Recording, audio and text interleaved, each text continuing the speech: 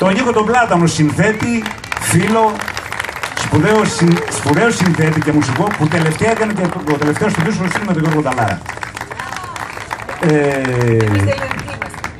Τον Δημήτρη τον Μαρινόπουλο κιθάρα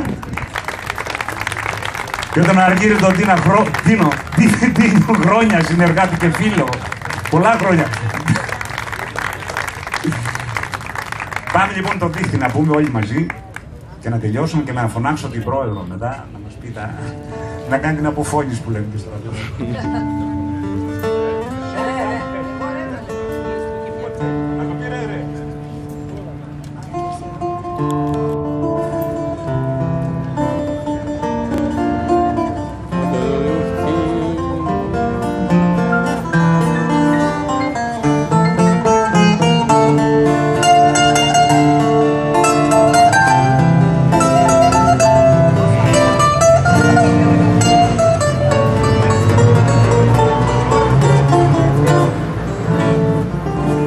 Κάθε φορά που ανοίγεις δρόμο στη ζωή, μη περιμένεις να σε βρει το μεσονύχτη.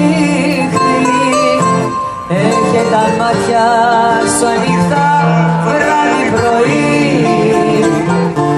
γιατί μπροστά σου πάντα πλώνεται ένα δίχτυ. Έχει τα μάτια σου ανοιχτά βράδυ πρωί,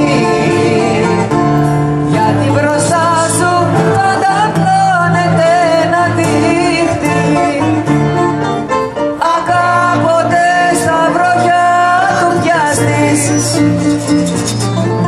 κανείς δεν θα μπορέσει να σε βγάλει. Μοναχός βρες στην άκρη της κλωστής, κι αν είσαι τυχερός ξεκίνα πάλι. Αν κάποτε στα βροχιά του πιαστείς,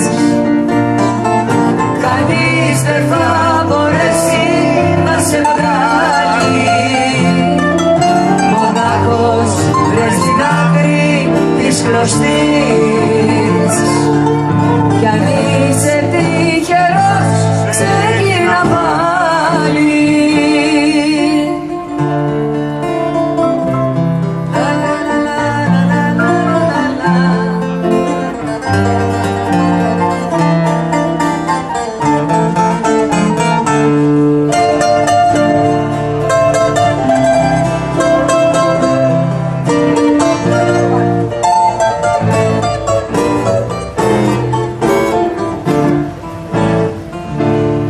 Αυτό το δίχτυ έχει ονόματα βαριά,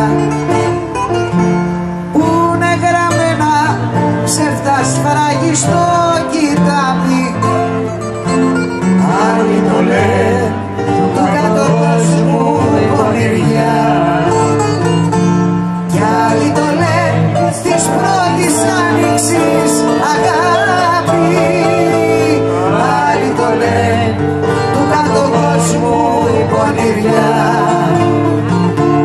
κι άλλοι το λένε της πρώτης άνοιξης αγάπη. Αν κάποτε στα βροχιά του πιαστείς, κανείς δεν θα μπορέσει να σε βγάλει. Μοναχός βρες στην άκρη της κλωστής, κι αν είσαι τυχερός ξεκίνα πάλι. Αν κάποτε στα βροχιά του πιαστείς, κανείς δεν θα μπορέσει να σε βγάλει. Μοναχός βρες στην άκρη της κλωστής, κι αν είσαι τυχερός ξεκίνα πάλι.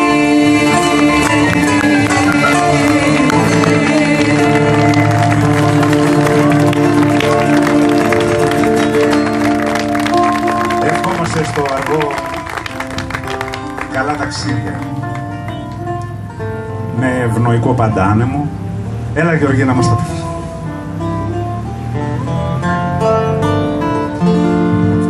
Δεν έχω λόγια πραγματικά να σας ευχαριστήσω για όλη αυτή την προσφορά, τη σημερινή, και το λέω από την καρδιά μου.